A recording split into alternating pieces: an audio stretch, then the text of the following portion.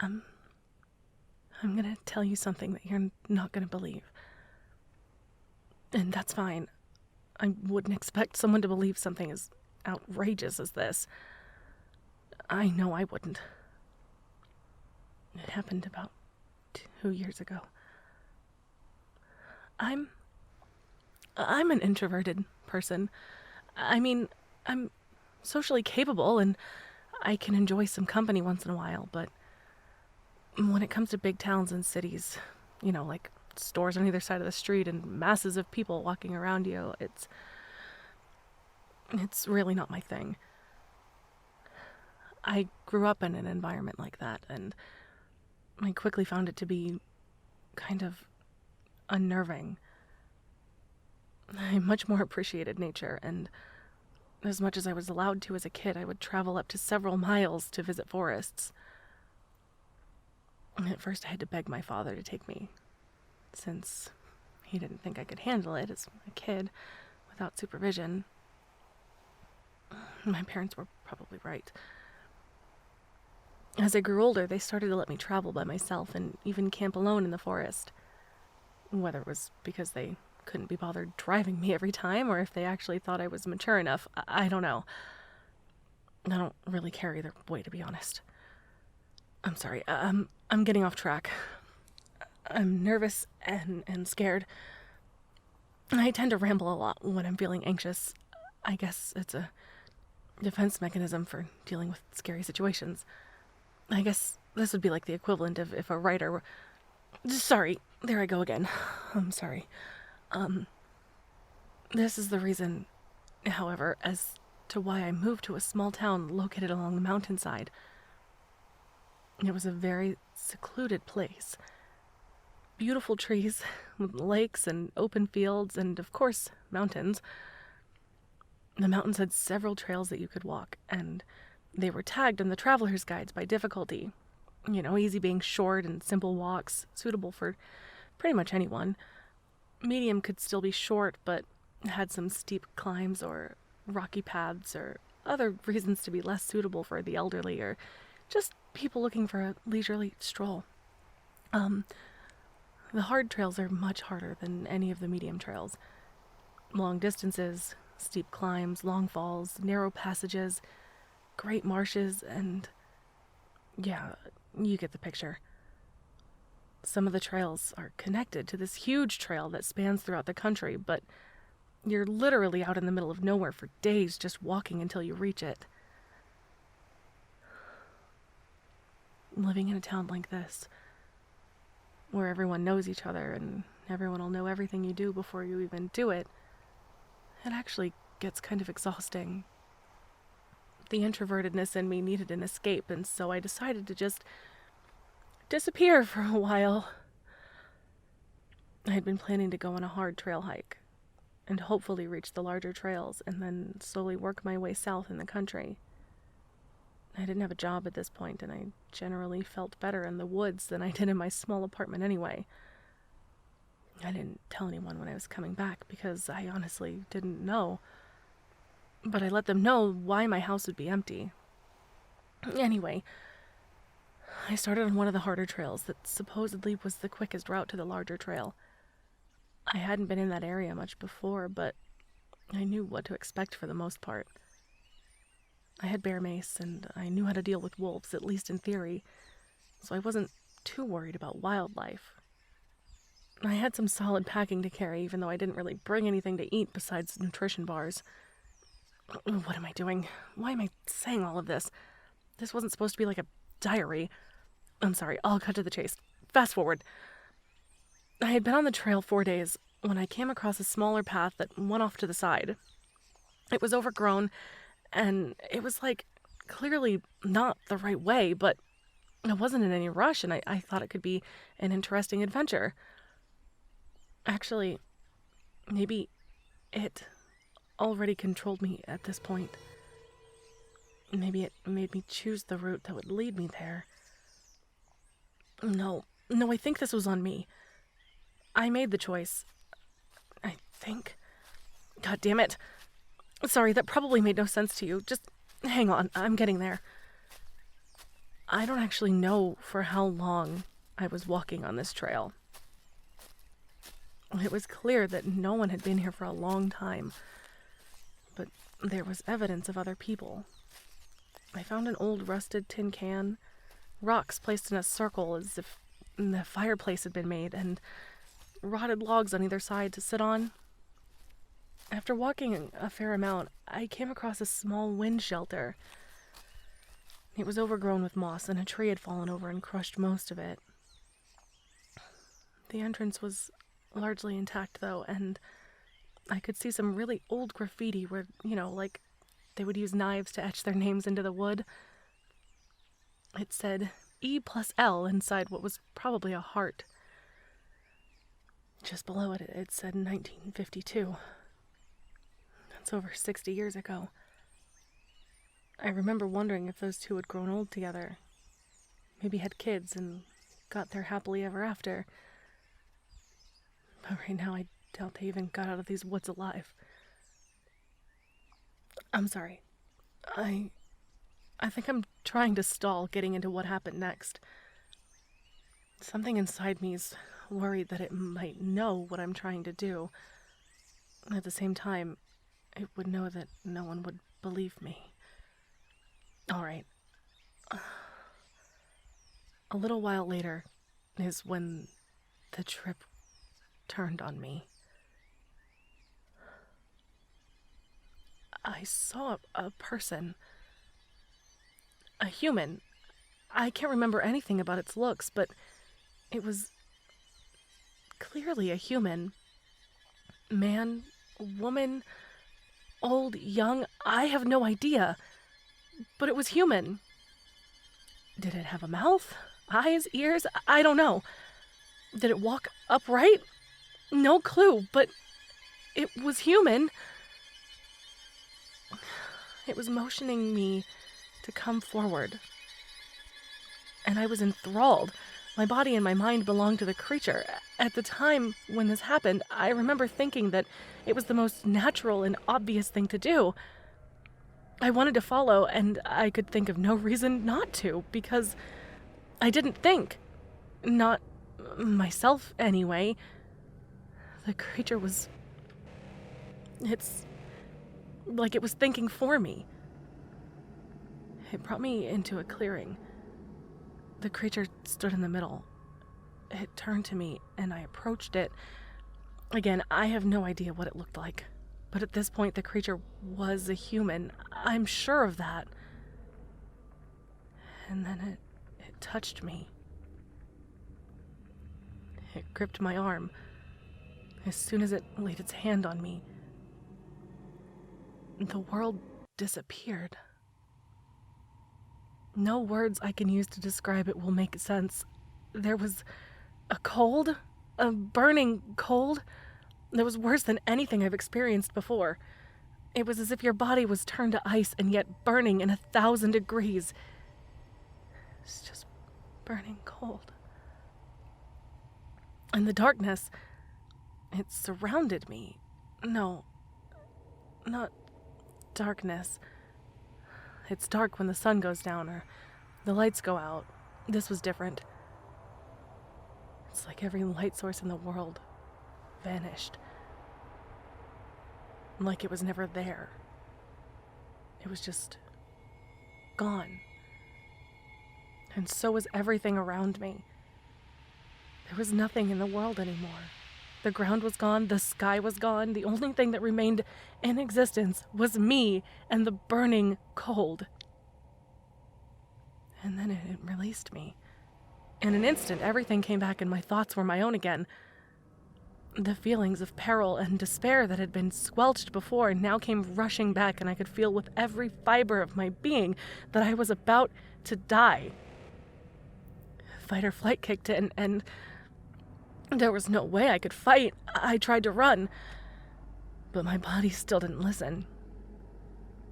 I don't know if it was shock or if the creature still controlled me, but I couldn't move. I just stood there, staring straight into the monster in front of me. The creature took a few steps backwards, and then It started changing, transforming. Its body bent in and turned and twisted, and I could hear the bones cracking and reforming. It was the most horrifying thing I've ever seen. The sound of the bones breaking as it bent itself into impossible shapes still haunts me every night before I go to sleep. But I couldn't look away. I couldn't even close my eyes. Perhaps it forced me to look. Like some sick show of dominance. To make me realize how inferior and absolutely pathetic I was in comparison. There are no words to describe how it looked when it had finally stopped its transformation. It was no longer a human. It never really was. I know that. But the features that were impossible to see before now became very clear. It was a beast. It towered several feet over me, covered in muddy and disheveled fur. The face had the snout of a pig, but the face itself was twisted and malformed. Its legs were long and thin, bent in unnatural ways. It had some kind of hooves at its feet, but it's like they never actually touched the ground because there were no marks at all of it. The arms were much like the legs, long, thin, bent in ways that shouldn't be physically possible. Instead of ending with hooves, the arms had 3 long, sharp fingers. When it had returned to its true shape, it looked at me. No, it looked into me. It could see everything about me. Who I am, where I was from, what I'd seen, and where I'd been. I was finally able to look around. The clearing around me was filled with bones. Some animal bones, but most importantly, the bones of humans. Scattered all over the place, but in the corner was a pyramid of skulls. The bottom layer seemed to be almost ancient. Green, like it was covered in moss and broken. They clearly had different shapes than the ones up top. The upper layers looked fresher. They're still old, but only decades old. Which makes me believe that the creature had indeed not eaten since the last skull was placed. I felt tears running down my chin. I wasn't sad. You can only be sad when you have something to hope for. I didn't. My death was coming. The tears were just a natural reaction from my body. And then the legs that were bent in unnatural ways straightened out, and it rose another several feet. It looked into the sky and gave out the loudest scream you can imagine. Except it didn't. It made no sound at all. But my head was tumbling from it. And for a couple of minutes I couldn't hear anything but the intense ringing in my ears. Somehow, it told me things it would take a human several hours to say.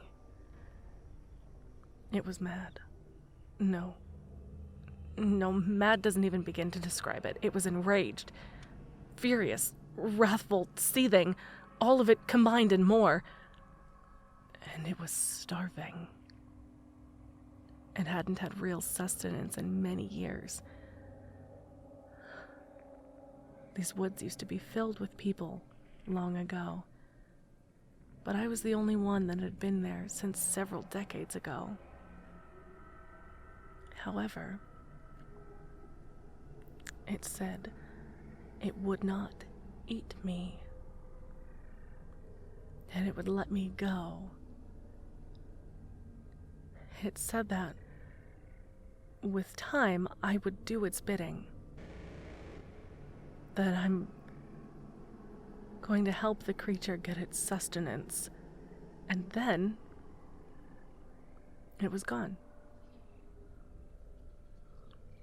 I don't remember anything else. A day later, I woke up in my bed. I thought it was a bad dream or something, a really vivid, bad dream, but my clothes told another story. As I left my house, one of my neighbors asked me what I was doing home so early. Without really thinking, I just said, I don't know how I got back here.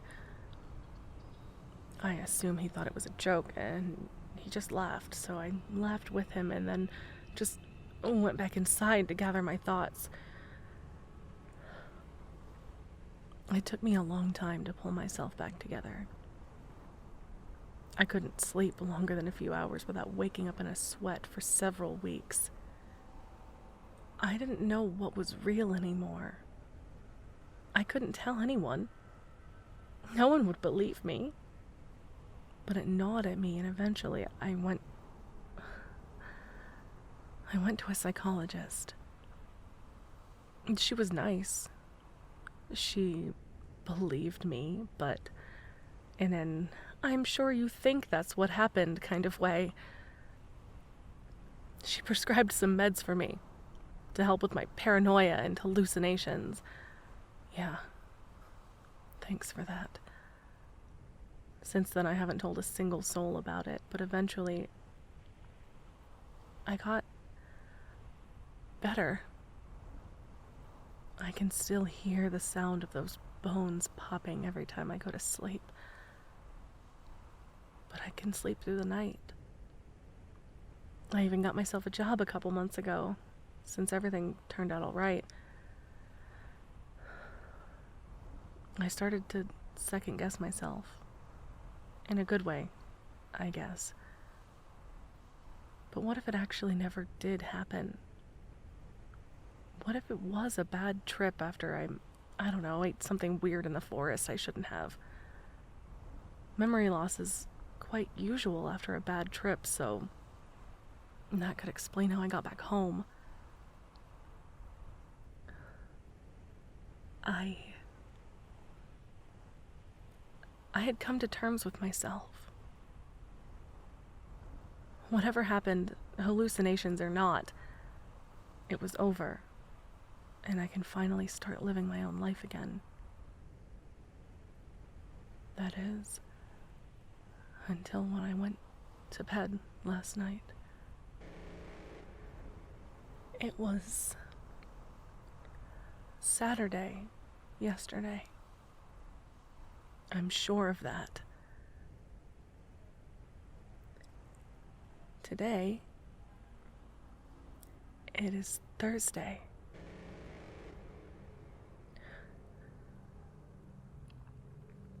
I woke up with my hair disheveled, torn clothes on, and muddy boots. There were muddy footsteps leading from my door to my bed, and the door was ajar. I have no memories from the last couple of days. The only thing I remember is a burning cold. When I read the newspapers, there was a case of a child gone missing. My neighbor's 6-year-old daughter. She was last seen entering the forest with an unknown adult. I don't know,